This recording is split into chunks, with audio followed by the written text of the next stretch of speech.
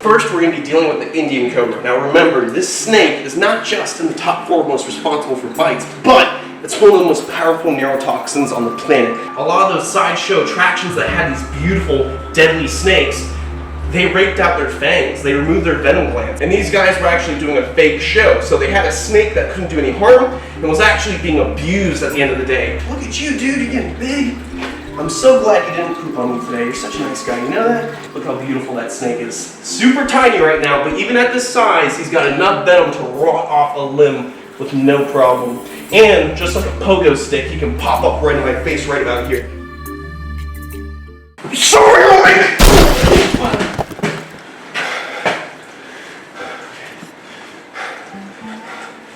What is going on, beautiful people? Welcome back to my wildlife. I'm currently hanging out here in the snake house, and I'm going to be taking care of some of my beautiful, cantankerous snakes today. Now over here, we have 2 snakes that we're going to be working with right now.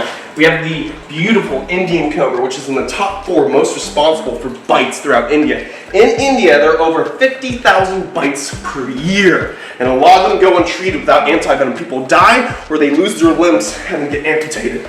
Lots of nasty stuff going on, but these snakes, like I always say, want nothing to do with us, but they're still dangerous. We gotta be very careful. We also have the Egyptian cobra right here. This Egyptian cobra is probably the most cantankerous snake that I've ever had the pleasure of working with. Not just does he strike out at you, but he throws his musk, his poo at you at the same time. So he does a little bit of a combo, a little Game Boy combo, and he throws it at you, trying to distract you so he can get away. That's all they want to do is get away. But you can see that he just broke out of that shed. He's got a big, beautiful shed in there. There's some poop in there. And then over here we have the same deal with this Indian cobra. So we're gonna see how beautiful they look right now, but we're also gonna maintain their enclosures, take them out and take care of them. Sorry, I'm a little bit out of breath. Those superhero landings really get me going sometimes. All right, so beautiful people, we're gonna be taking care of these reptiles. I'll see you guys in a split second.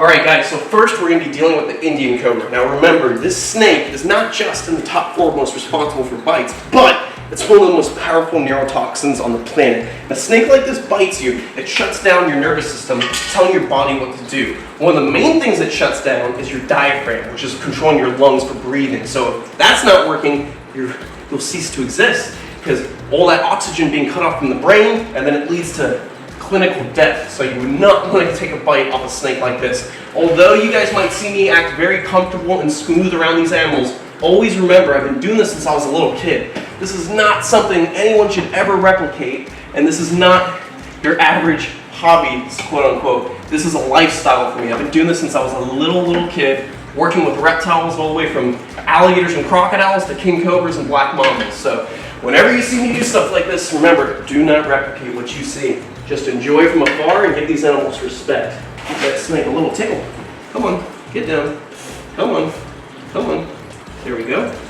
Look at this big, beautiful Indian cobra. So this Indian cobra is actually the biggest of the, this Indian cobra is actually the biggest of all 4 that I got earlier this year. And it's actually the most beautiful of all of them. Look how gorgeous this pattern is. Now, if you look, you see the pair of spectacles right there. That looks like a pair of glasses, and that's why this snake is also known as the spectacled cobra. So, spectacled cobra, Naya, the true cobra, the classic cobra that you'd see on the roadside shows. So when people were doing their snake charming shows, usually throughout India they would have a snake like this, the Indian cobra. But we all know that snakes like the cobras love to focus on movement. So when there's a bunch of movement going on, they'll focus on it and they'll stay looking at it. This guy's not too interested because he's been in the collection for quite some time and he knows I'm not too much of a threat, so he doesn't put up too much. But what would happen is they have their flutes and pretend to be singing to the snakes or pretend to be playing music to the snakes, soothing the snake, the beast. But in reality, snakes focus on the movement, specifically the cobras. So when they would wave that flute back and forth, the movement of the flute would distract the snake. And on top of that, a lot of those sideshow attractions that had these beautiful, deadly snakes, they raked out their fangs. They removed their venom glands. So these snakes couldn't even potentially give a deadly dose of venom in a bite. And these guys were actually doing a fake show. So they had a snake that couldn't do any harm and was actually being abused at the end of the day. And the good news is that nowadays, snake charming shows are illegal in India. So if you got caught on the side of the road messing with one of these snakes, trying to get in money by pretending to charm it with a flute, you can go to jail, because now these snakes are a protected species. Awesome that India started protecting these beautiful animals and realizing they're a great asset for the ecosystems. All right, so we're gonna put this big, beautiful male Indian cobra into this little snake holding receptacle. He's just going to coil up right at the bottom, get nice and comfy, and we're going to close this up so he can't get out. Now let's look. He actually just busted out of that old skin. You can see he's got a nice big shed. I'm super excited to see this snake grow because this snake, even though he's got good size, he can still get 5-6 feet long. That's going to be a big, beautiful cobra. Imagine that snake putting up in a couple of years, looking at you with those beautiful eyes, almost teardrops right underneath the eyes. They're a lovely snake. I love them so much. I'm stoked to have them in the collection, and hopefully we'll get the other 2 Indian cobras rehomed and then take those cages up to the new facility, because remember, we're moving to a new facility pretty soon. In the next, I don't know, 2 weeks or so, 2-3 weeks, we're going to be starting Chandler's Wild World. We have the facility, and we don't have a snake room, we have a serpentarium, because if you guys haven't heard, we own the name Serpentarium now. So it's Chandler's Wild World, and it's also the Serpentarium within the facility. All right, guys, so let me clean out this enclosure. I'm not going to save that shed for any guests because it's all broken up. So let's get this enclosure nice and cleaned up. Get some fresh water for this beautiful snake. All right, guys, so let's get all this nasty stuff out of here. Get all that. We're going to spray it down with some chlorhexidine so we can make sure that it's nice and sanitized. There we go. Let's get to scrubbing. Get all that nasty stuff out of there so this snake has a nice clean environment to live in. All right, guys, so we're good to go. The enclosure's nice and clean. I'll get some fresh water and I'll be right back and we'll get this beautiful Indian cobra back inside the enclosure. Fade to black! Fade to black! Fade to black! All right, we got the freshest, Hest of the twos and the O's. You see this? Take a good look. You ever seen any water like that? I swear, you haven't. Don't tell me. You have seen? You have? Not exactly. Don't lie to me. All right, let's get the glass back in the track. There we go. Oop, that needs to get a little dusted, but we'll do that later. Okay, so let's get this Indian cobra back inside the enclosure. I'm sure he's ready to go back to relaxing. Hey! Oh, he's actually hooding up a bit. Look at that gold right on the top of that hood. That's why this snake is just so captivating. It's got the nicest looking colors. And then you get these cobras, these Indian cobras that are from Sri Lanka, the island off of India, and they get a little bit bigger, I believe, but their colors are insane because they actually have banding going down the whole body instead of just this like speckling going through. So they're an incredible snake with an incredible, beautiful pattern, but an even more incredible venom, right? I hear you. He's a little upset. It's okay. We're going to put him back now. All right, so we're going to put this gorgeous Indian cobra back inside the enclosure. Go back to what you were doing, buddy. Let's get this nice and secure. Perfect. Locked and secure. All right, next, this snake is unforgiving. This is the Egyptian cobra. This is King Tut, Nyahaja, the same snake believed to be used by Cleopatra for suicide. So Cleopatra, she had some people breaking into her palace. She had a jar with puff adders like these snakes right here, also from Africa. And then she had an Egyptian cobra in one jar. When these people were about to break in, she was like, what snake should I use, the Egyptian cobra or the puff adder? Good thing she chose the Egyptian cobra, having the neurotoxin shutting down her body peacefully, in a sense, versus the puff adder that would basically just eat away your skin, blood cells, and flesh, which is an agonizing death that will take much, much longer. So sadly, she had to choose one of the snakes, and she chose the Egyptian cobra. All right, so we've got the key. We're ready to go. Let's see. He is inside his hut waiting for me. He's like, you ready to go? You ready to go, brother? I'm ready to take you down to Africa, brother. I'm going to take you to my homeland, take you down to the savannah, and bury you, brother. He's not that bad of a snake. Like I say, these guys, all these snakes, are defensive if they have to be. At the end of the day, every single one of these snakes, king cobra, black mamba, Egyptian cobra, gaboon vipers, all these different deadly snakes, they want nothing to do with us. At the end of the day, they just want to swing away. They want to climb up into a tree. They want to go into a burrow. They want to dart into the savannah. They want to get away from us because these snakes don't want to waste time injecting us with venom. We are not on the menu. Their venom is used for food, and if they waste their venom on us, that's a missed opportunity to get a meal in the future. It's not easy surviving in the wild, let alone Africa. So these snakes, like I said, they want nothing to do with us. They might be toxic snakes, they might be athletic and dangerous, but they do not wish death upon us. They just wish to live their lives peacefully. Let's see. Hopefully Yek's all right today. Let's see. Oh, you're getting big. Look at you. You're so pretty. Almost like a light purple. Such a crazy looking color. Love this guy. So we're going to put King Tut inside this tote. Surprisingly, he's being very well behaved today, which is awesome because usually, like I say, when I grab his tail, he tends to shoot all this poo out. Anyways, let me grab this can. Let's start getting all this nasty stuff out of the enclosure. Take care of our buddy King Tut so he's real happy when he gets back. Let's take out all this water. We're gonna start taking out all this skin. This actually looks like a whole oh, it is a whole shed. Look at this. That is really cool. It's a full Egyptian cobra shed. Feels real smooth too. Look at this. Perfect. No tears, nothing. One whole shed. It looks like we've got the head right here. Oh, look at that. Perfect. Inside out, snake head, scale caps, eye caps. Look at all that.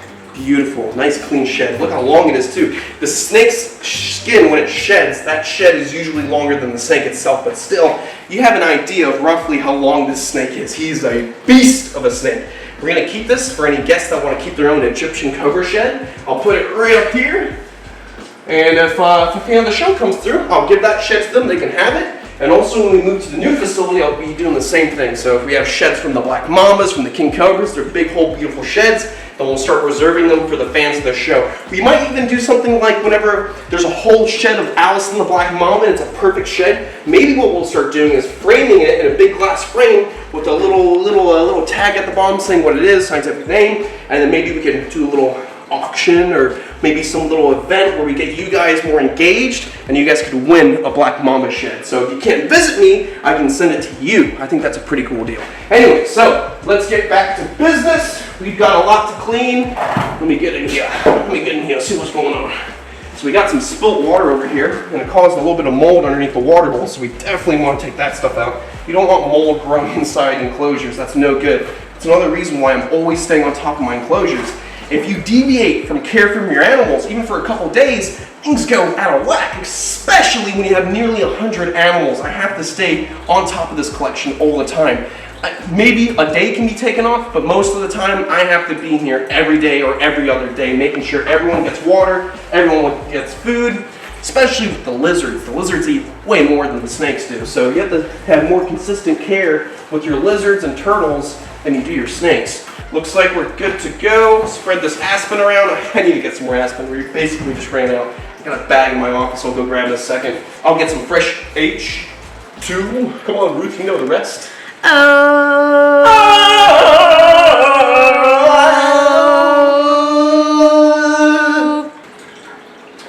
Perfect. All right, so we got it all nice and clean.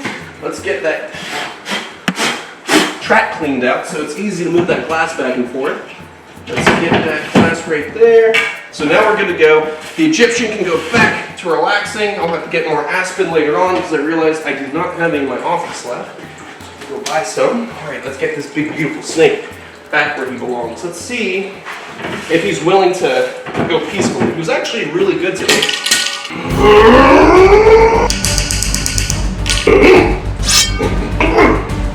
All right, beautiful people, let's get this Egyptian cobra back where it needs to go. What are you doing? He's just relaxing, actually. It's so funny how small snakes can look when they're all coiled up nice and cozy, and then when you put a hook under them and you stretch them out, you see that they're huge. Look at you, dude, you're getting big. I'm so glad you didn't poop on me today. You're such a nice guy, you know that? Getting nice and calm, looking beautiful. Oops, sorry, King Tut. There you go. Right back in there. No issues, no strikes. No fecal matter sprayed at me, so we're all good to go. That was nice, easy, smooth. Oh, okay, never mind. Look, he's coming out all defensive now. It's okay, we're done. Do your thing. I'll get you some more aspen soon. We'll be good to go. I'm gonna clean these gaboons, but we'll do that off camera because I've filmed plenty of gaboon cleans for you guys. But what we should do is check out Darcio Bello, the fer-de-lance, most responsible for bites throughout Central and South America. This snake. Hello, Allison. This snake is so beautiful. Look at him. He's already eaten 2 rat pups, or rat pinks. He's doing really good. My buddy's telling me he's like, that fer-de-lance better be 6 feet by the end of the year. I'm like, holy smokes. So this snake should grow quite some size in the next couple months. Let's see. We're going to have to take this enclosure out of Allison's enclosure. Why would I keep Allison, the Black Mamba, with the fer-de-lance from South and Central America? Well, simply because the enclosure that I'm keeping, the key's not in, right? Let me just put it the other way. Alright, so, anyways, the reason I have this enclosure in with Alice and the Black Mamba is because the top of this enclosure is screened, and if I have it outside, people could put their hand on top and potentially get a fang through the screen getting envenomated, and this room being open to the public for tours, I can't take that risk. So we actually have this container with the fertile ants in with Alice and the Black Mamba, because who's a better guard dog than a 10-foot Black Mamba? So let's get this fertile ants out, taken care of. Let's see. Let me get this lock undone real quick. We'll pop this beautiful snake out. Get a good shot of this beautiful Lancehead. Look at that perfect little arrow. Fertile ants does transfer to Lancehead in French. So that beautiful spear-like head is how they got that name. As well as terciopelo refers to a velvet coloration, which is also on the side of this animal's pattern. So this snake is beautiful in every single way. Let me move this screen top real quick. Let's get ready for the snake to be slightly jumpy. Look at that. Let's see. Look how beautiful that snake is. Super tiny right now, but even at this size, he's got enough venom to rot off a limb with no problem. And just like a pogo stick, he can pop up right in my face right about here. That was my fault just there moving too quick, because he does have heat pits, and my heat signature is very large and threatening to such a small snake. You know, even though this snake is responsible for the most bites throughout Central and the top of South America, this snake wants nothing to do with people. Look how tall this snake is off the ground. He's probably about an inch off of the ground or less. And me, I'm nearly 6 foot tall standing off of the ground. I'm very intimidating to a small animal like the fertile ants. So that is what you gotta keep in mind when these snakes get crazy reputations for being deadly, toxic, or responsible for many bites. This animal is so well camouflaged, it's in benefit for him for hunting, but it is not in the benefit for humans walking around barefoot in the jungles of Costa Rica or Nicaragua. Look how beautiful that snake is. He's breathtaking. I love him so much. I can't wait to see this snake when he's full grown. Imagine a full grown fertile ants at the Serpentarium. Super exciting stuff. Let's get him into the enclosure. He's staring me down. Look at that beautiful set of heat pits. Let's get him into that container right there. Nice and easy. That's a really cool snake. That snake gets me excited. This is one of the snakes on the planet that I just find to be one of my favorites, because I love my king cobras, I love the fertile ants, I love the taipans, I love the king brown. So these snakes stick out the most to me since I was growing up as a little kid reading books. These guys were always the ones on the front page. Love them. Can't live without them. All right, so let's see. Let's dump the water out so we can get some fresh water. Take out his hide. Take out the... No, I'm just kidding. We have one fertile ants. All right, let's take out all the substrate, which is just paper towel for now. And we're going to put some more paper towel in. Real easy, nice and simple to maintain right now. I'm going to get some fresh water. I'll be right back. And we can put this little terciopelo back where it belongs. All right, we got our fresh water. I'll put that right there. Let's get that top ready to go, lined up with the track on the top of this cage. I love these cages. They seal up on the top so they're snake proof. Easy to maintain your venomous reptiles in. All right, guys, we're going to be putting back little Jose. He's just coiled up nicely on that hook. Look how beautiful he is. Even if you fear snakes, you don't like snakes, you can't look at a snake like this and not think that it's beautiful. Look at the pinks and the velvets on that skin on the sides. This snake is just too beautiful. You don't have to love these snakes, but you definitely have to understand that they're worth having in our ecosystems. They're important to have in our ecosystems, and snakes deserve to be here just as much as you and I. Let's put this little guy back inside. Let him go back to doing his thing. There you go, buddy. Nice and smooth. All right, let's close this enclosure. Locked and secure. I'll see you guys on the next episode. Stay beautiful, stay safe, and don't forget, check us out on Patreon for exclusive content only seen on there and not anywhere else in the world, not even at your grandma's house on the VHS. Anyways, check us out on Patreon, get that exclusive content, as well as check us out on the Chandler's Wildlife website, where we're selling all of our merchandise now, including this new design. Boom! Look at that! That is a badass design. I'm riding in a pack of Cuban crocodiles on a dirt bike with a mullet. If you guys would like to get featured on the episodes, we're actually doing a new thing. So when we have this merchandise drop, like this design right here, you guys can DM me on Instagram right there, that's my Instagram, and send me photos of you guys wearing the new merchandise, and you'll get featured at the end of every episode, at the end of every week. So probably we're gonna do it every Friday, and at the end of the episode, there'll be a feature with all the fans, all the photos, all the cool clips. So send us you wearing the Chandler's Wild World t-shirt, and send it to our DMs, and we'll feature you in the next episode. I will see you guys on the next one. Stay beautiful, stay safe, and most of all, stay gangster.